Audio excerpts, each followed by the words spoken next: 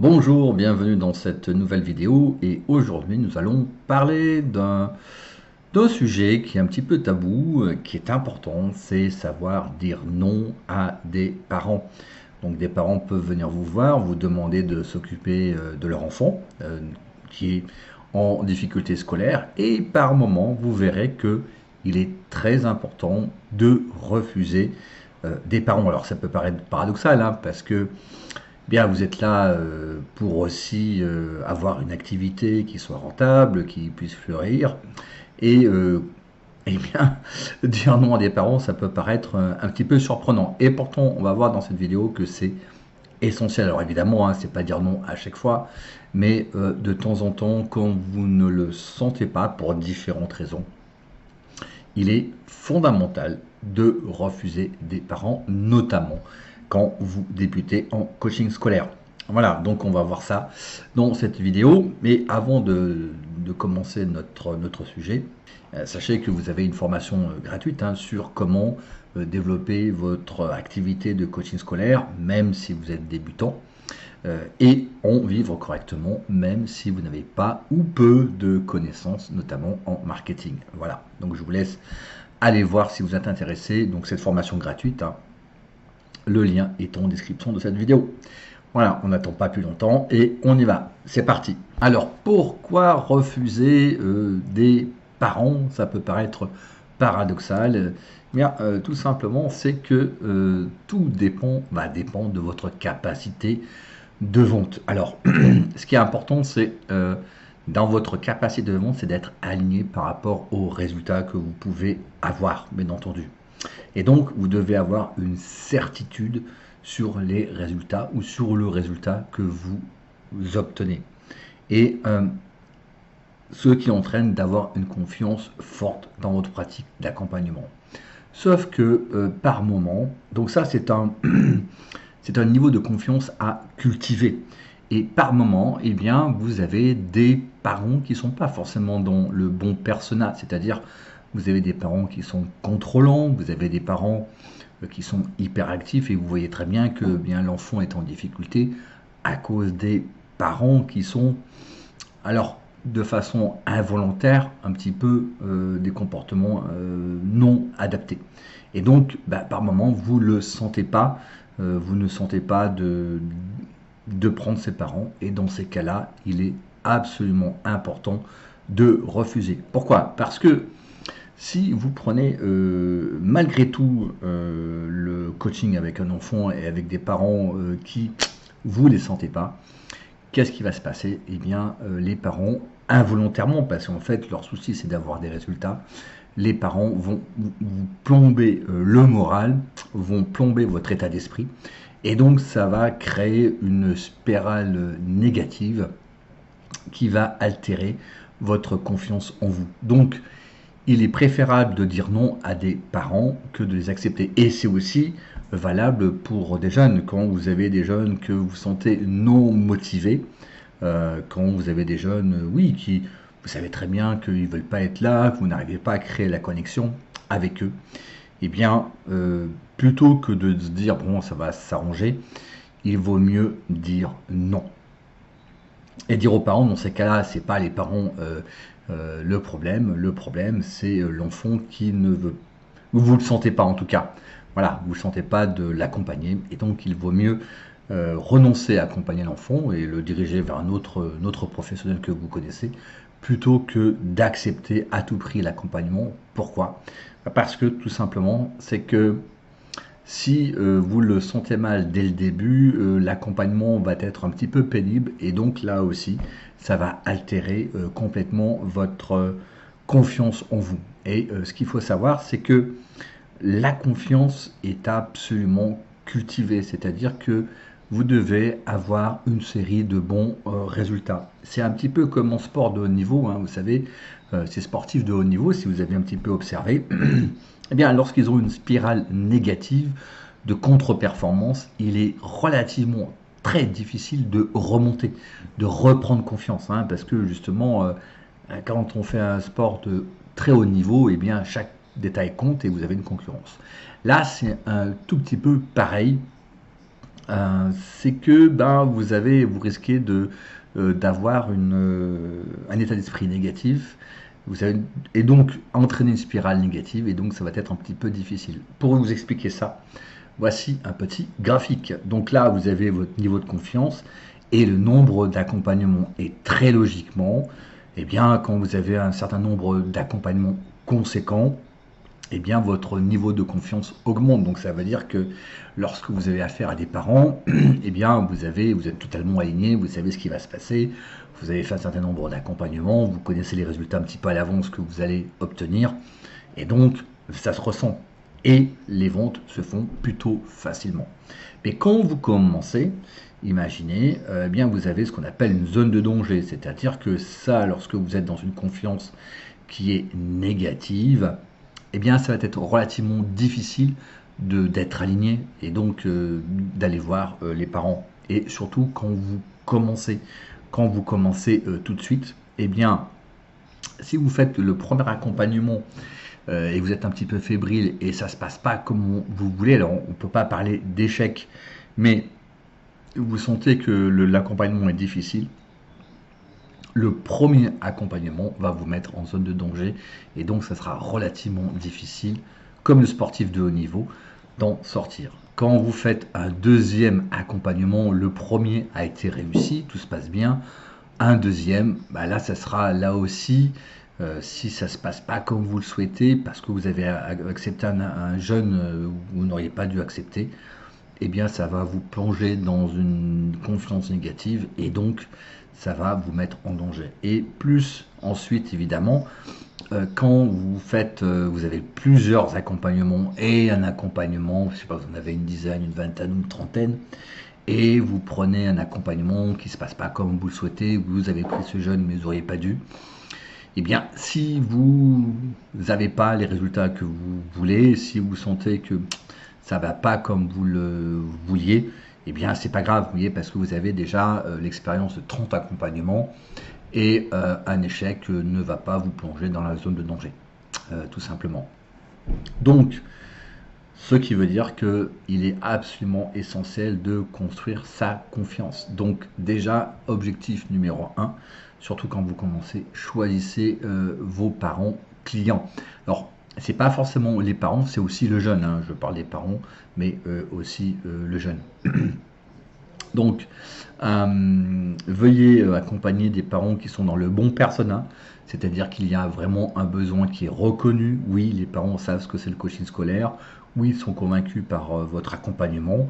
C'est urgent et pour eux, c'est douloureux. C'est-à-dire que l'enfant a une orientation à faire et il faut vraiment redresser la barre. Là, vous avez des parents motivés et donc tout se passera bien au niveau des parents. Les parents vous feront confiance.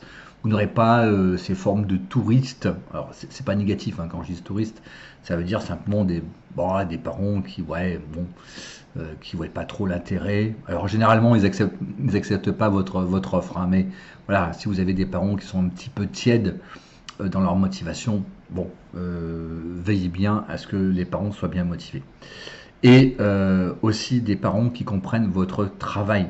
Vous pouvez avoir des parents qui vont essayer de se mêler de ce que vous faites. Ça, c'est vraiment, il faut absolument éviter. Mais vous pouvez avoir des parents qui sont un petit peu contrôlants, qui, comme ils dépensent, c'est eux les clients, le client étant roi, eh bien, ils veulent valider chaque étape que vous faites. Assurez-vous que les parents vous laissent travailler en toute quiétude et après, eh bien, on fait le bilan à la fin de l'accompagnement. Donc, prenez des parents qui vous font confiance. Donc, là aussi, alors je n'ai pas parlé du jeune ici, mais c'est exactement pareil pour le jeune.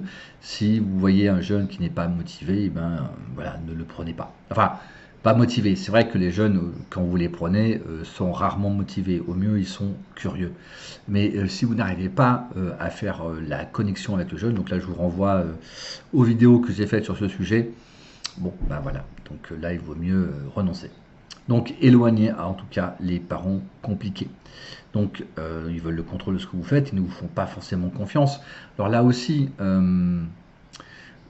si vous êtes très bon communicateur, évidemment vous pouvez vendre facilement. Mais ça aussi double tranchant. C'est-à-dire que si les parents, à force, vous avez convaincu les parents, mais ils ne vous font pas totalement confiance, ils veulent voir, là c'est aussi à risque. Lorsque des parents demandent votre CV là dans le collectif, hein, on a vu déjà ce genre de parents qui vous demandent votre CV, là refusez. Hein. Soit le parent vous fait confiance, soit vous ne lui faites pas confiance.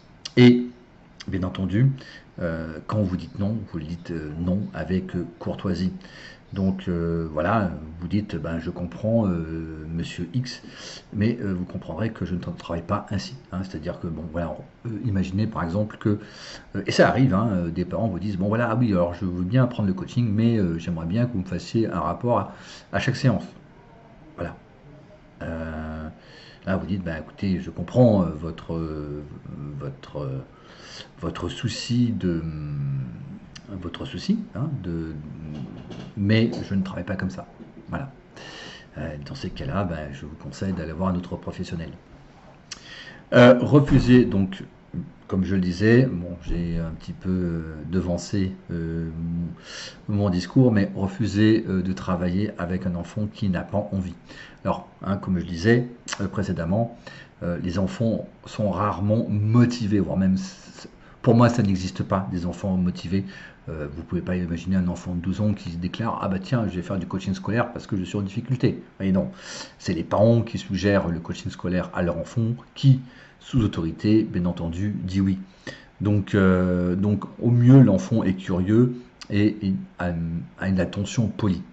Mais si vous faites une première session et vous n'arrivez pas vraiment à créer une connexion avec l'enfant, et peut-être même à la deuxième session, c'est un petit peu galère, vous sentez que l'enfant freine, dans ces cas-là, l'enfant n'a vraiment pas envie, c'est pas contre vous, et il y a d'autres raisons. Et donc dans ces cas-là, il vaut mieux dire bon écoutez, on arrête parce que c'est pas la peine, tout simplement. Aussi, ce qui peut arriver, donc vous gagnez. Vous pouvez aussi refuser un enfant parce que ben, l'enfant a un niveau suffisant et il n'a pas vraiment besoin de coaching. Ouais, ça peut arriver aussi, bien entendu. On en voit assez souvent des parents qui sont un petit peu anxieux, qui veulent à raison prendre les devants, dire ben voilà, tiens, ça serait bien d'enlever les blocages d'apprentissage et de faire une séance avec mon enfant. Ouais, quand vous voyez que bon, l'enfant tourne bien, il y a 14 de moyenne, il n'a pas besoin de coaching. Ouais, ça c'est clair. Donc en disant non, dans ces cas-là, hein, lorsque l'enfant refuse de travailler avec vous ou que l'enfant, vous voyez qu'il a quand même un niveau suffisant, eh bien, dites non. Voilà. Et en plus, vous gagnerez l'estime des parents. C'est-à-dire que vous êtes aligné, vous êtes, comment dirais-je, vous êtes honnête, et donc vous gagnerez quand même malgré tout l'estime des parents. Donc, ne cherchez pas à avoir des clients parents à tout prix. Voilà. Ça, c'est le sens de mon message. Voilà. Sachez dire non. Donc, pour les raisons que nous avons évoquées, hein, des parents trop contrôlants ou des enfants qui n'en ont pas besoin ou qui n'ont pas envie. Alors, ça, ce que je viens de dire, évidemment, c'est plus crucial quand vous démarrez votre activité. Quand vous démarrez votre activité, vous n'avez pas fait beaucoup d'accompagnement et comme je l'ai montré dans le schéma, il est particulièrement important de veiller à cela. Parce que donc, ça veut dire que déjà, il faut se donner du temps, il ne faut pas être sous pression, bien entendu. Hein. Donc il faut trouver les bons parents, ou ce que j'appelle moi, les parents dont le bon persona, et être assez sélectif. Alors sélectif, hein, là aussi attention, quand je dis sélectif, ça ne veut pas dire c'est un concours, c'est-à-dire que ben, vous choisissez les parents dans le bon persona qui vous permettront de réussir votre accompagnement, en tout cas qui ne vous mettront pas des bâtons dans les roues. Et évidemment, le danger, c'est de vouloir faire un compromis sous la pression financière. C'est tout à fait normal d'avoir cette tendance ou cette envie d'accepter un petit peu tout le monde parce que bah, finalement, à la fin du mois, vous regardez ce qu'il y a dans le porte-monnaie et il faut le remplir. Mais malheureusement, comme là, je vous l'ai montré dans le graphique, hein, si je reviens ici, si je reviens dans mon graphique, vous voyez très bien que si vous vous situez ici, ben c'est un fusil à un coup. C'est-à-dire que vous allez prendre le parent et tac, donc ça va pas se passer comme vous le souhaitez. Et comme le sportif, vous vous mettez en zone de danger, donc ça sera extrêmement difficile ensuite de regagner confiance et de faire un bon accompagnement. Hein. Voilà, tout simplement. Donc je reviens à ce que je disais. Voilà. Et donc quand vous lancez votre activité, ou quand vous voulez vous lancer dans le coaching scolaire, si vous avez un emploi, gardez-le et vous développez en parallèle. Donc gardez votre emploi même si il est à temps plein. Il vaut mieux, comment dirais-je, vous pouvez lâcher prise plus facilement sur les résultats et vous pouvez dire plus facilement non à un parent parce qu'il ne correspond pas au bon persona. Et donc évidemment, quand vous êtes dans un emploi à temps plein, ça sera inconfortable parce qu'en fait, vous devez en même temps développer votre activité et évidemment satisfaire à votre activité professionnelle à temps plein. Ça sera un inconfort, mais il vaut mieux cet inconfort que d'avoir un inconfort financier, d'avoir une pression financière. Ça vous garantira bien meilleurs résultats. Donc acceptez plutôt l'inconfort d'être un petit peu surmené parce que vous avez deux boulots, enfin vous avez un travail à temps plein et un travail ou une activité à développer, que plutôt évidemment de tout quitter, comme on dit, de brûler ses bateaux, hein, c'est-à-dire qu'il n'y a pas de retour possible, de brûler ses bateaux et puis vous avez le stress de vous n'avez pas de clients tout simplement, et donc vous avez un stress financier, donc vous avez un inconfort financier. Donc évitez tout inconfort financier pour accepter les bons parents qui vont, chaque accompagnement va alimenter votre confiance en vous, votre confiance dans votre travail, qui va ensuite alimenter votre alignement dans les futurs entretiens avec les parents, et donc vous allez réaliser des ventes tout simplement. Voilà. Donc voilà, c'est tout pour cette vidéo. Donc j'espère que vous avez été instructive. Donc pensez bien, vous voyez, c'est assez contre-intuitif de refuser les parents. Alors là aussi, hein, ne dites pas ce que je n'ai pas dit. Il ne faut pas refuser des parents pour refuser des parents, bien entendu, mais simplement être sélectif et choisir des parents qui vous garantissent quelque part un certain confort dans l'accompagnement, pour simplement maximiser vos chances de réussite et donc alimenter cette confiance absolument nécessaire qui vous sera très utile ensuite pour faire des futures ventes. Voilà, c'est tout pour cette vidéo. Merci de m'avoir écouté. Un pouce si vous avez aimé, abonnez-vous à la chaîne et je vous dis à très bientôt. Ciao!